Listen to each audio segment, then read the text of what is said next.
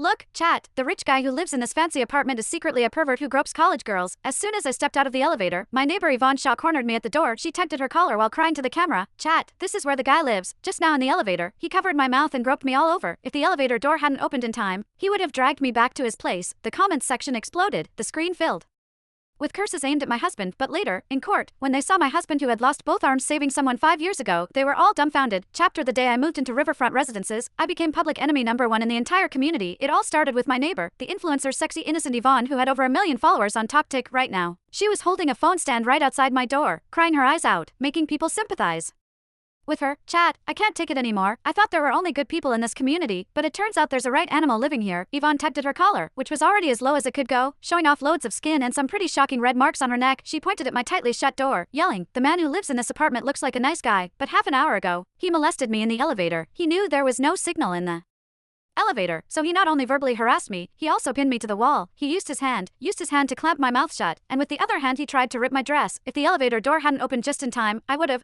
At this point, she seemed overwhelmed with emotion. She squatted down and started bawling. The live stream's viewer count skyrocketed to over 100,000. Comments flooded in, filled with outrage. What the heck?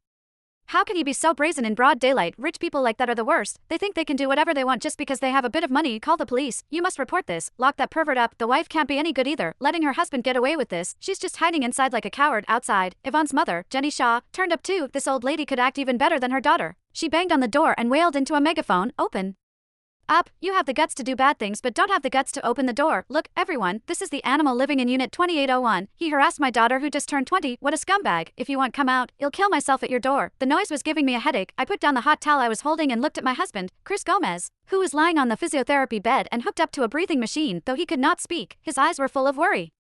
He seemed to have heard the commotion outside and was trying hard to turn his head. I gently patted his shoulder and said softly, "It's all right. Just a few barking dogs. I'll handle it." Chris's body trembled. A pang of sorrow hit me 5 years ago. In that mall fire that shocked the whole country, he went in and out of the mall 3 times as the fire brigade captain. The last time, to save a trapped little girl. He was hit by a falling beam. It not only ruined his face but also took both his arms. For the past 5 years, we've been living a peaceful and comfortable life with the compensation money and the money I made from earlier investments to provide him with a better rehabilitation environment. I specifically moved to this large apartment with a river view. Who would have thought that on the very first day we moved in, we would be framed like this? Chapter: molest, pin against the wall, hands all over. I smirked, my eyes turning cold. If they want to make a scene, then they better be ready for the consequences. I went to the entrance and swung the door open violently. The crying and shouting outside came to an abrupt halt. Yvonne did not expect me to open the door. She froze for a second, then shoved the camera in my face. Chat, look, this is the pervert's wife. She finally shows herself. Jenny lunged at me like a mad dog, pointing at my face and shouting, "You shameless wench. Get your pervert husband out here. He touched my daughter. We won't let you off until you pay us $1 million for emotional trauma." Yvonne,